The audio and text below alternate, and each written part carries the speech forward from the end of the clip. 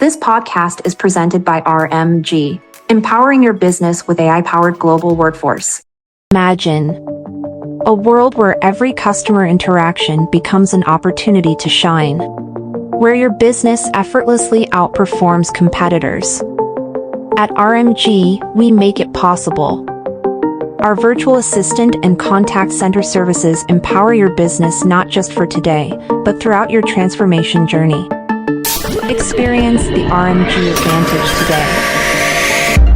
Welcome to the Rainmakers podcast, where we dive into the stories of passionate professionals who dared to dream, persisted through the storm, and turned their visions into reality. In each episode, we'll present the narratives of modern-day rainmakers. Whether you're in corporate leadership, a seasoned entrepreneur, or just starting out, this podcast is your source of motivation, valuable insights, and the belief that chasing your dreams can indeed lead to sunny days. But before we plunge into today's inspiring story, we would like to take a moment to mention our presenter, RMG, helping you shine by handling tasks that free up your time so you can focus on career and business growth and what truly matters to you. More about them later in the show. Welcome to the Rainmakers podcast. I'm your host, Rane Rose, here to share stories of those who inspire me and may inspire you too. This is the Rainmakers podcast. Meet Jen Carmona, a powerhouse in the world of network marketing. Jen rose to the top ranks, becoming one of North America's top female earners. Her journey with B showcases her dedication and entrepreneurial spirit, culminating in her achievement of the prestigious title of Presidential Diamond. Jen's story is one of determination and success, inspiring others to reach for their dreams in the world of entrepreneurship. Get ready to be motivated by her story as a true rainmaker. Thanks, Jen, for being here. We're so excited. Thanks so much for having me. I appreciate you, and I'm looking forward to just sharing, and hopefully I can inspire somebody today. Definitely. And of course, excited to have this conversation with Roald, another rainmaker. He has a background as a corporate trainer in several top Fortune 500 companies in the BPO industry, is also an author, and is one of our business partner at RMG overseeing operations. Thanks, Roald, for being here yet again. Thanks, Rane. Hi, Jen. Hey. Okay, let's make it rain. So, Jen, I guess I've always been curious. So I guess my first question is, what initially drew you to the world of network marketing? Let's just get that out of the way. Okay, well, it's ironic because nobody really grows up where when they're little, nobody thinks, oh, I want to be a network marketer when I grow up, right? I was actually a dance teacher. I owned a school. And at that time, there is a recession happening. And I was just fighting to keep my head above. I personally saw that interview. I really Oh, love it. you did? Okay. So, I was working like crazy, 12 to 20 hours a day. Yes, I was making money, no quality of life. I didn't know what my next step was going to be. And, I prayed, and a friend that I don't even talk to often reached out to me. And she said, hey, I need your opinion on something that's business related. So I had no idea what I was going to see. And I just said, okay, where do you need me to meet you? So she gives me a location. It happens to be like a church basement. And I'm like, what is she doing? Is she going to try to convert me into like something, right? But I just went because I was in a time of my life where I didn't even care what it was. I just wanted to change my routine so bad. And basically, I walked into my first network marketing experience, and I saw a gentleman at the front of the room, and he was just talking about the type of lifestyle he created, what he had done for his family. So at this point, I don't even know what they're selling. I was just drawn to the fact that you could make residual income, reoccurring income, build something one time and get paid over and over again. And I was very attracted to the fact that he was doing things that I wanted to do. Like he said, he had retired his parents. He had bought his parents a home. And I knew with what I was doing, there was no way it was going to happen. So I knew that the only way I could get that different result was by embarking on a different journey. And so that's what attracted me to the industry. But I definitely didn't go searching for it. It came and found me. That's really awesome. And you're really born and raised in Canada, right, Jen? Or in Toronto? Yeah, in Vancouver. So I'm on the West Coast. Oh, I see. I see. Got it. So, could you share us, like, how was the journey? From running a dance studio, and now you're the top earner, or one of the top earners in direct marketing. The journey.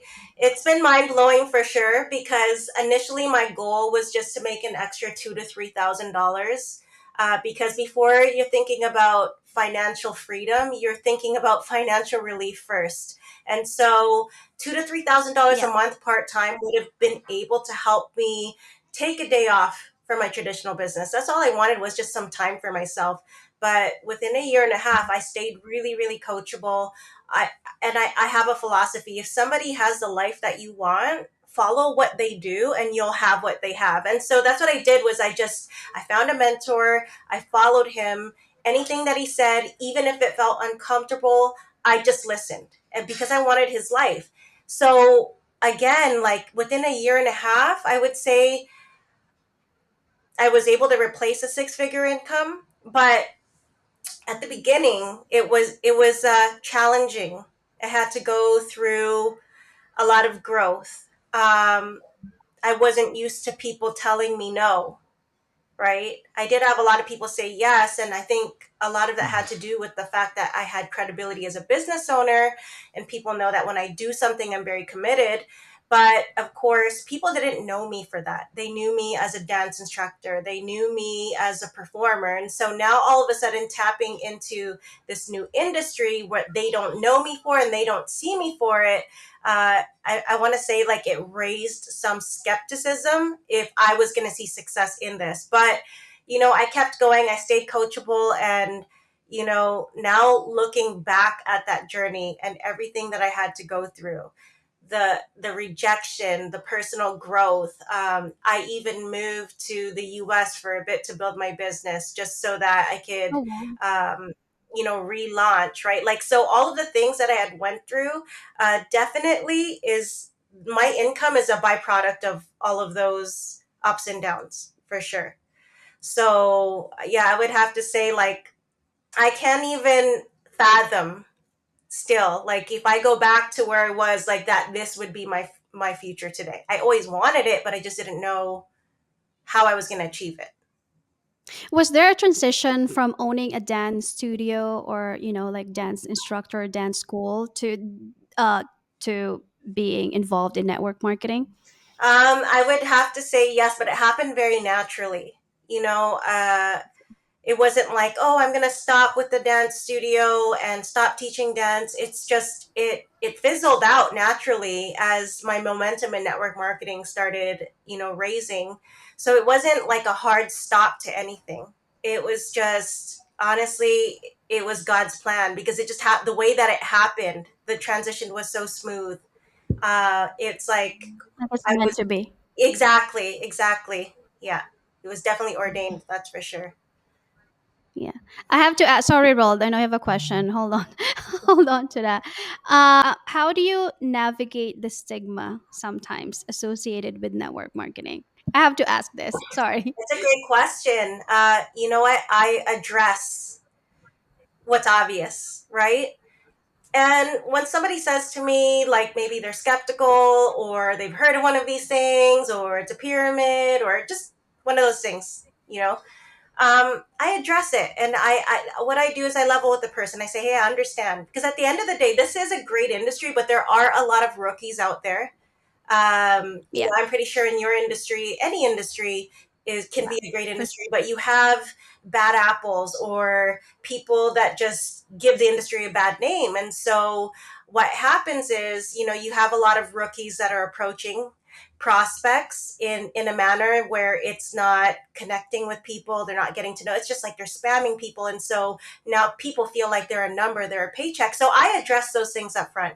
I say, hey, listen, I understand how you feel because that's how I felt. Because I do feel that way. Some people try to prospect me and they're in the same industry. And it's not that I'm negative to the industry, but I'm negative to their approach. And so I let people know, like, I understand because I've been approached that way too. And I don't want to feel like a number. But here's the thing. And I show them my track record, right? I show them the people that have helped. One thing I also don't do is I don't talk about myself. I talk about my team's success. And so when somebody can see like, oh, okay, this is a leader that is not about themselves. Because when people just keep hearing you say, I, they're thinking like, okay, this person's all about themselves. But if I can just share the success stories of my team, now people are like, oh, okay, it doesn't even matter what company you're doing. People will follow a person before they join a company. And so if I can just handle what's obvious up front and then let them get to know me, then, I'm able to open that door and see if I even align with the person and that we can work together. And that's something I say to them too. I don't even know if we're going to be a good fit. Yeah. Because if there's no connection, how are we going to work together, right? I'm that type of person where I like to work where there's no resistance. If I have to force somebody to do something, it doesn't feel right. It's not in alignment, and that's what makes it not fun. And that's when I don't want to. It's like convincing them every day. Yeah. Right. Not into it, right? I have a daughter and I have one. I don't need, to there are other people that are not my children. Yeah. Yeah, for sure. Okay, Roll. Go ahead. Actually, it's about because with a dance studio, you taught dancing, right? So right now, you're teaching a different lesson. You're teaching different things now. So, would you say that a teacher is a reflection of someone's growth? Is it always the case? For sure. And we have a saying that when the leader stops growing, they should stop leading. So, Love it. In dance, even as much as I was pouring into people, I was still going to LA. I was there half the time training, because for me, how am I going to continue to teach people if I'm not growing myself? Because you are the lid to your team. It doesn't matter what industry it is. So I would always find ways to go better myself, whether it was in dance. Now, same thing here. My husband and I, we've probably spent like hundreds of thousands of dollars in personal growth. We go to events and we'll go like far. I mean, the next big event that we're going to is in, where are we going? We travel so much that I can't even keep track. We're going to Budapest. So, and we're in the midst of booking flights and we're like, wow, this is going to be long travel. But we go there because it's necessary. In order for us to continue to lead people, we have to make sure people are pouring into us. So, I really truly believe that if you are a leader or a teacher, you have a responsibility to continue to keep growing. Otherwise, you don't have a right to lead people anymore, because you become their head. I agree. But would you also consider that it is your fault if someone doesn't grow? Yes and no. I mean, if you're not leading somebody to the resources, then of course it's your fault, right? But for example, I'm working with some people right now. They told me that they want to see success and these are their goals. And I'm like, okay, like here's the formula. I helped somebody last month reach a 70,000 a month position in the company. So if I could help them do it and they just followed everything I did, like you could do it too, because you have the same abilities. But when they're not showing up to training, when their communication is off, like there's only so much I can do for them, right? Like people have to participate in their own rescue. So at the same time, I mean, as a leader, if you're not leading them to the resources and promoting trainings and telling them what they need to do, yes, completely 100% your fault. But I remember one of my billionaire mentors said that you're not responsible for people. You're responsible to them as far as just getting what they need, and it's up to them to It has execute, to be a right? collaborative effort. Yeah, exactly. If I'm your gym trainer and I tell you, here's the meal plan, here's the exercise plan, and you show up to the gym, you're doing the workouts, but you go home and you're not eating what you're supposed to, you're kind of being coachable. I can't be responsible for what you do in the dark, right? Because I'm not with you 24/7. But again, it's about the person actually wanting it for themselves. So it's funny that you asked that, because I was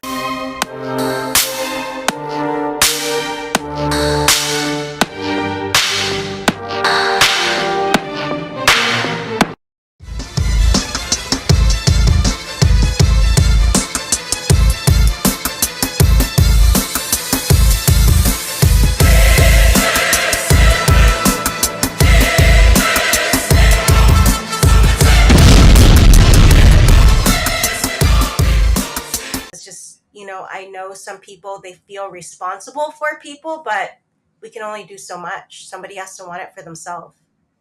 Yeah, definitely. I saw the speech about the award, Presidential Diamond Award, really impressed Jen. Can you elaborate on the process of achieving that rank? Oh, okay. So let me go back there. That was almost a year ago that we achieved that. It was really about who else in our team wants to run for something big. So whenever we're running for like a new milestone, we're always looking for that next person who also wants to go to another level, because network marketing is Hmm. definitely a team sport. You cannot win in it alone. And I just remembered it was about gathering people that we saw potential in, and having that conversation. Hey, what do you want to do in the next 30 days? How can we assist with that? And by collecting everybody's goals, we knew that we were going to hit our goal, but we knew it was going to require a lot of work. And so one of the things that my husband and I like to do is not really think about our rank, but think about our team's rank. Because if we can help enough people in our team win, then we're naturally going to walk into our rank as well, which is, I said that in the speech, like, because a lot of people ask me, oh, how can I get to that level? How can I get to that level? And I said, you got to stop thinking about yourself. It's got to be about helping your team. Yeah, That's how you're that's going to really get there, because you can't do it by yourself. So that's really what our process is, for sure. Running for presidential diamond. Now we're running for another position, and we're looking, the next maybe 30 days or so. And it's the same process. Like, who are we helping? Who are we going to get paid? Who wants it? Who's going to actually do the work as well? Right? Everybody wants it, but who's actually in the state of mind to do the yeah, work? that's leadership right there. Yeah, you're right about that. I Mhm. like that mentality as well, because the quote, "A team is only as strong as its weakest link." So, but in the beginning, how do you guys identify potential? How do you guys say that I want this person in my team? So, first thing that we look at is the desire, right? And that's something you can't teach. Desire, it's like things that you can't teach that you look for. The desire and the work ethic, Yeah, you either have it or you don't. So, because everybody has, I believe that they have the ability, but not everybody is willing. So, those are the two main things. The other things I would look for is, does a person have influence? Do they have influence on people? Not because they just are bossy and tell people what to do. I mean, have they added value to people's lives, where they could say, hey, I'm doing this new project, it has to do with trading and AI automation or whatever the case may be, and making passive income, and people will sign up with them before even seeing a full presentation, because of who that person is. So if they have that credibility, it definitely helps speed up the process, right? Because you're working with somebody where their name holds weight. So, example, there is a young guy, Filipino guy from Edmonton, Alberta, named Jericho, 24 years old. Last month, he just made 77,000 USD in a month. Now, when he came to the table, he had the work ethic, he had the desire. He was in a low point of his life. He didn't have very much money. And the thing is, he did not make an excuse. I personally didn't know that he was in a bad financial spot, because he presented himself in a way where you couldn't tell. And the first meeting he did, immediately, like, everybody signs up. I'm like, okay, he's obviously has credibility with people. And I talked to him and I said, how is everybody just like trusting you and signing up? And he said, well, even when I took a break from network marketing, I continue to keep adding value to people's lives. And so those are the types of people that we look for. People that have just impacted other people, because naturally people will do what they say. yeah. Jen, I really love how you answer each question. It's a straightforward answer or response with a case study, right? Ron, really impressive.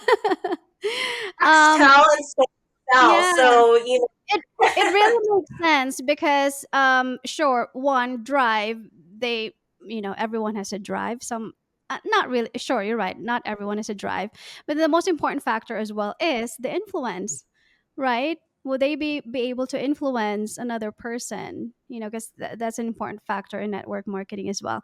And she also added a case study with a question, so impressive. I love it. Thank you, Jen. Thanks, Rain.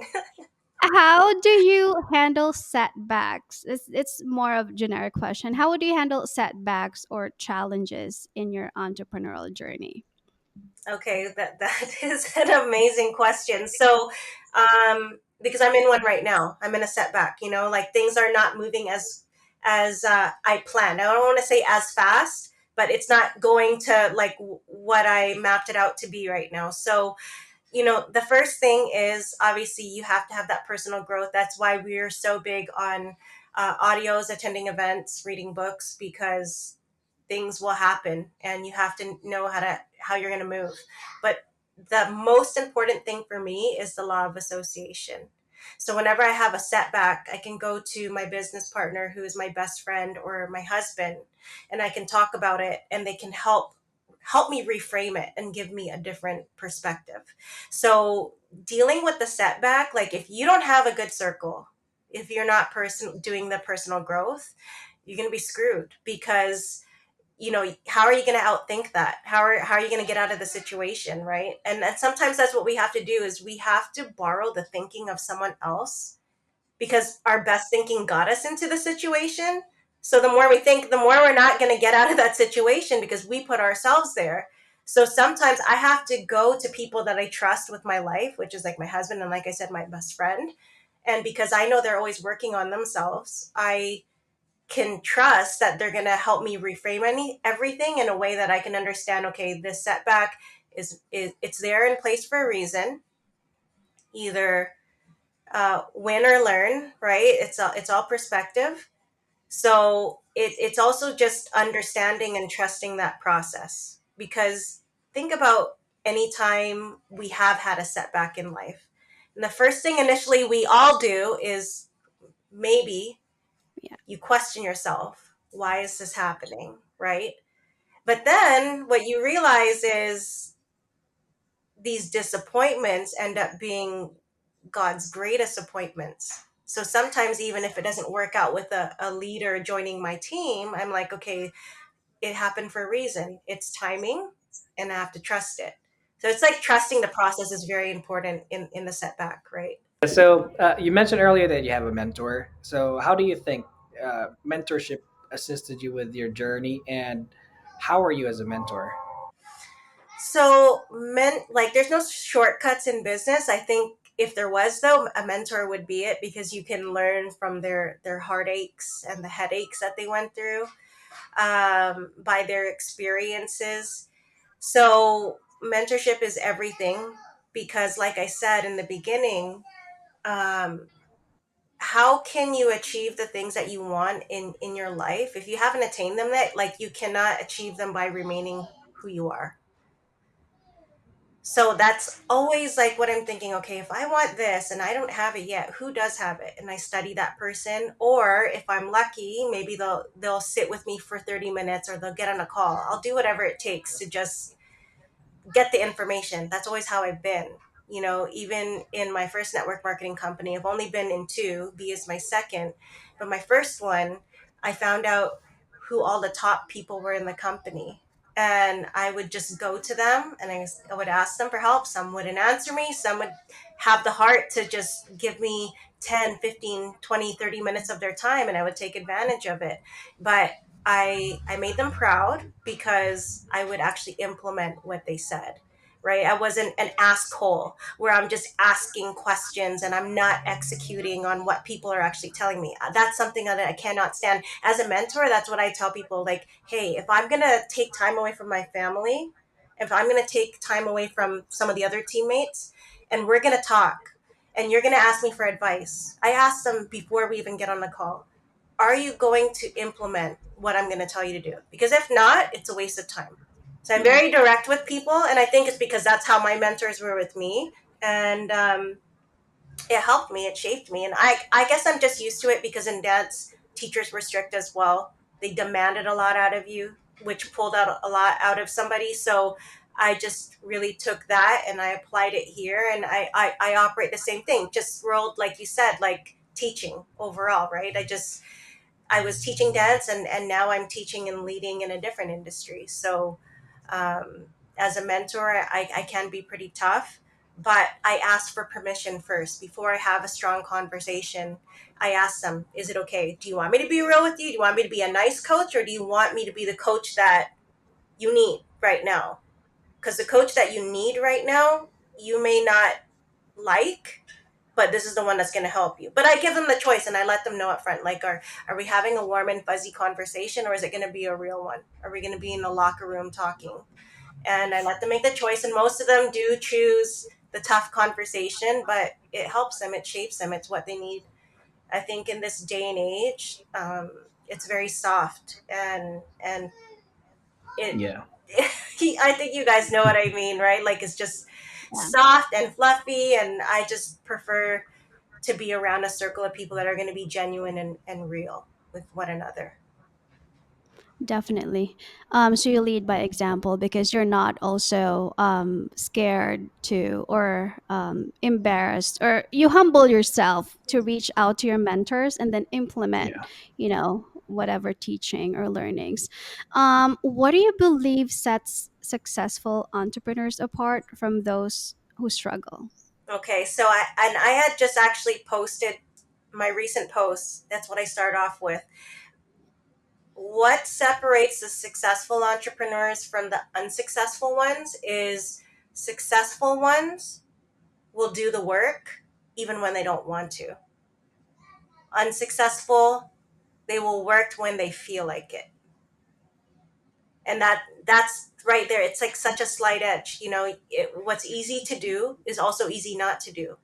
So for myself, like, it's easy for me to not jump on a call. It's easy for me to say no to a meeting. It's easy for me to just not show up to an event. But if most people are thinking that way, I probably should think the opposite so I can get the opposite result, right? And I heard that from my Yeah. first billionaire mentor. He said, like, 95% of the world, they have what they have. So just don't do what 95% of the world does, and by default you become a 5%er. So it's just about doing the things that people won't. And what's crazy is, like I said, I have people that tell me they want huge success and they share their goals with me, but they don't show up to a call. And I've mentioned this to some people in my team before. I say, We have the best virtual assistants. RMG's virtual assistants are AI powered and trained with the latest technology stack to elevate your business. Delegate all mundane, repetitive functions that can free up your time, such as lead generation, outbound calling, data entry, social media marketing, and more. There are no startup fees and no annual contracts. Click the link below to get started. my husband and I, out of the team, we're the ones that are making the most money, but when have you ever seen us miss a call? Even if it's someone from our downline, we're on the call learning from them. And then you have people that can't even break $500, $1,000 a month, and they're not getting on every single call, soaking up everything. And then they wonder why. Why am I where I am? I show up sometimes. Try showing up Right. sometimes in any area of your life. It doesn't work. Whether it's a marriage, a relationship with your family, your kids, like, no, it doesn't work. Like, you have to be all in everything that you do. Yeah. I mean, if you want to see changes, then make those changes. Exactly. There's really no other way, right? Exactly. It's a decision away, right? Yes. Yeah. And I know there's a lot of them, but could you share like your favorite success story from your time at BE? A favorite success story. I would have to say it was one of our most recent ones. So there was a couple, Justin and AJ. They're from Winnipeg, in Manitoba. Justin, he was in a former health and wellness company. And the guy Jericho I was telling you about was his former upline. And that company went through changes, and people started suffering because of compensation plan changes, right? But Jericho said, I'm going to come over to B. and I'm going to start over. And Justin did not want to come. So he was really hurt. He blocked Jericho on social media, every single platform. And I believe my business partner that recruited Jericho, he tried also getting Justin before, but Justin just kept saying no, he's being loyal to this company. Months go by and he's just seeing everybody is winning. People that were in their previous company that only made like $500, maybe their biggest month was like $2,000, are coming over here and they're doing this in record time, making money that they never have. And then they're also making money with the product. So, he became open. So he went from ultra negative to getting started in his first 2 weeks. And mind you as well, him and his girlfriend AJ, they were in such a bad spot. They were barely making rent. They were asking family for financial support, and it's heartbreaking because one of the reasons why AJ came to Canada was so she could make more money to send back home to the Philippines, and she's not making that happen. So they're just, in every sense of the word, down with everything. So when they got involved, they got started with the last little bit on their credit card. That was all they had, that they got started. So they came in, their first 2 weeks, they made $14,000. I'm like, okay, pretty good. It's fast. It's impressive, right? But the following, I think it was a following month, like they got to like 20K or something like that. The following month after that, they got to like 35K. And then just last month, they reached 70K in a month. And they did this in 6 months' time, 7 months' time, something like that. So they went from like not being able to pay their rent, not being able to afford groceries, getting started on their last bit of credit card, what was left on their credit card, to making multiple six figures in less than half of a year. And the reason why Mm. that's like my favorite story is because they were so negative to the opportunity. They were so hurt when Jericho left, and you know it just goes to show it's timing in someone's life. I think that's why it's my favorite story, because um, to show things can change. It just, when the person is ready. That's why we don't force people, right? And Yeah. now just seeing how they also change their life as well. When the parents start sending me messages and thanking me, that's when I know I'm living in my purpose. So that's why that's right now, that's my favorite story, because it happened so fast.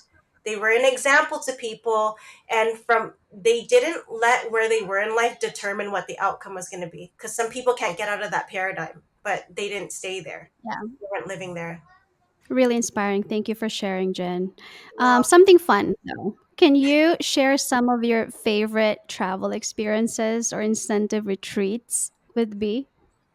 I would say my I favorite always love your posts, so please do share. my favorite incentive trip was the first one I ever went on with B, which was in Dubai and Abu Dhabi. And I think the reason why it was my favorite was because it just removed the lid. I always thought I was a big thinker until I got around the founders of B. And, just seeing how they, like, when they hold a retreat, everything is like next level, from the food to the whole experience, like picking you up at the airport. I just wasn't used to this because my previous company, like, they never did anything on that level at all. And so when I came to B and I went to that retreat, and just seeing how they put us up in the Versace hotel, then they put us in a sprinter van to Abu Wow. Dhabi, like 2 hours away. And I remembered there was like 100 of us on this retreat, and I don't know, we were on some resort or something, but everybody had like their own beach house, villa type of thing. Mhm. And like every single person got their own.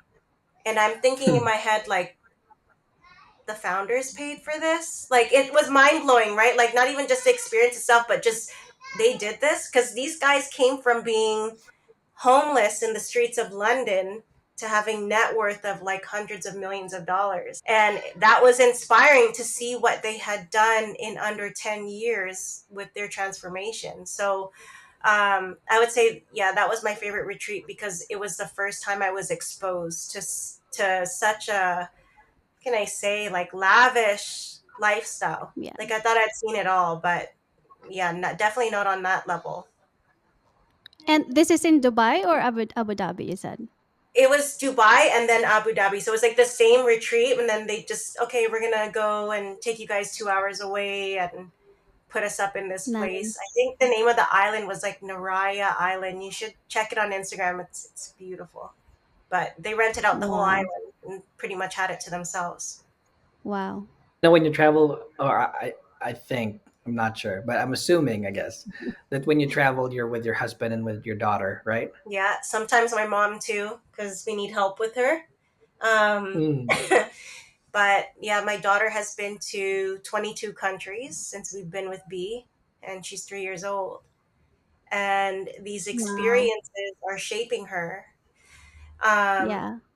I put her in like preschool prep, and the teachers are always like asking me, what do you do with her? She's very advanced. She adapts really fast. And, I didn't tell them. I was like, yeah, I guess you could say we put her in situations, right? But, she's used to long travel. She's been on how many flights. She's used to all of it now, and she's just adapts quickly. And at 3 years old, she's saying crazy things like, oh, mentor, coach, like these are things that she's just catching on, right? Because she's in the Oh my environment gosh. and she's just hearing Yeah. all the words. So, it's much better than her plugging into like an iPad all the time. She's able to just broaden Yeah. her horizon at such a young age. So, you know, Yeah. the whole experience of traveling with her, it's like, it's priceless because of what she's learned. Yeah. And Yes. yeah, And you're with her. That's the most important thing, right? Like, a lot of people work hard because they want to provide for their family or they want to be with their family. right, Like a lot of people in the Philippines, they go outside of the country to provide. yeah, But you don't have to do that. right. You're actually going out of the Yeah. country with your With family. my family, exactly. Yeah, Yeah. yeah, Yeah. So That's I the want to, magic of entrepreneurship too, right? The freedom it I provides. know. exactly, exactly. So I want more Rold people and to I are be, both in the corporate. We're in the corporate world before, so we know the struggle. At Sam & Co., we believe the joy of the best things. That's why we offer a wide selection of pet essentials and supplies. From treats, leashes, toys, and pet costumes, to almost everything. Sam & Co. is a one-stop shop for you and your pets. Enjoy free shipping on orders $49 or more. Shop Sam & Co. Pits now for wagging tails and more. In Right. corporate I world. know. Yeah. Yeah. Let's make more people envious too. So a lot of people are worrying about professional work-life balance. So how does that work for you? I honestly believe that because we are living in our calling, it just works out in our favor. And my husband and I, like, we made that decision. Like, a lot of people won't decide like we decide. So in a lot of cases, the business comes first. And it's not because we think the business is more important, but we do understand that when our finances are right, there's so many different spokes of the wheel that are taken care of, right? You have a better relationship with your partner when money is out of the way. You have a better relationship with your family when money is out of the way. You can donate to church charity when money is out of the way. You can give your kids a quality of life when money is out of the way. Well, how do you get money out of the way?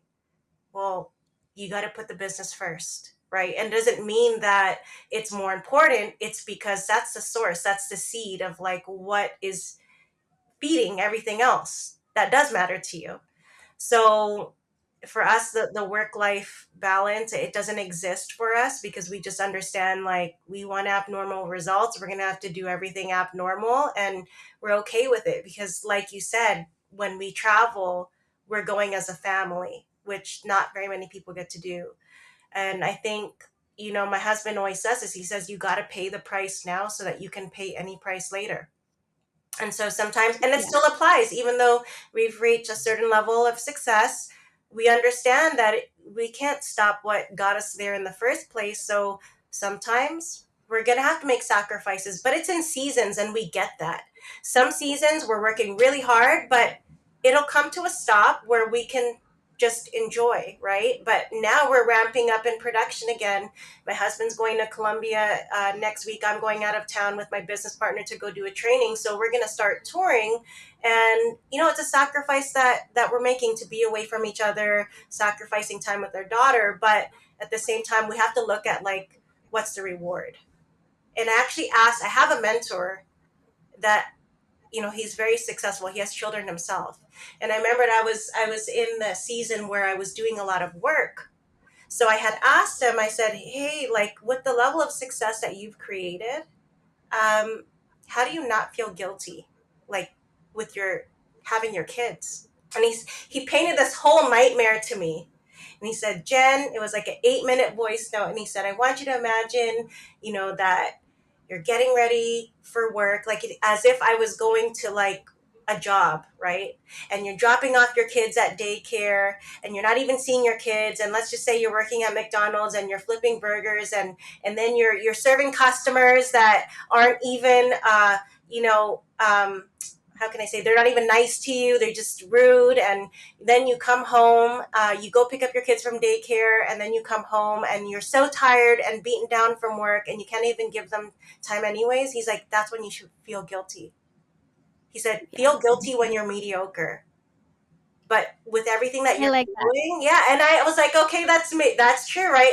And again, that's why it's important that you have a mentor, because like I said, I couldn't outthink my situation, like feeling guilty about the work balance, the work and life balance. I had to ask somebody else that has a lot of success, that has kids, and, I had to have him reframe it. So, I don't believe that there's a perfect scenario. We just have to create with the cards that we're dealt, the scenario ourselves.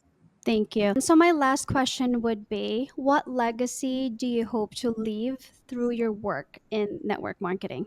The one that we're creating right now, which is where people could come into the industry and believe in it and get results. I think, like I said, this is such a great... Get results passively, right? Yeah, exactly. Because, a lot of people, when they think of network marketing, there is a good amount of people that think like, oh, they sell you a dream. You're not going to get the results. And there are a lot of people that do not get results, right? So the legacy that I want to create is that this industry is real. And if you are working with the right company, with the right leadership, you can get the results, and it is attainable. It's real. It can actually happen for you. And it's not like a really in-depth legacy, but I just feel there's not enough leaders out there being an example, showing that this work. I don't know, maybe it's the company, maybe, I don't know. B is really the perfect storm, in my opinion. Hopefully through B, I'm able to show people that you can partner up with us and you do what you need to do. You can build the life of your dreams. Jen Carmona, it's evident that she embodies the essence of an inspiring rainmaker in the world of network marketing. Her journey as a top earner and presidential diamond at B is nothing short of remarkable. As we reflect on Jen's journey, let us be inspired to rise above challenges, seize opportunities as rainmakers in our respective fields. Thank you, Jen, for sharing your insights. We wish you continued success as you inspire and empower others on their entrepreneurial journeys. If you enjoyed today's episode and found it valuable, please don't forget to download, subscribe, and share it with your friends and colleagues. Thank you all for being a part of the Rainmakers podcast. A reminder that rainmakers are not passive spectators of the rainfall, they are the architects of change. Until next time, keep making your own waves, inspiring others, and forging your own path to success. Every day is a chance to make it rain. Jen, thank you so much. We appreciate it. You both. Thank you.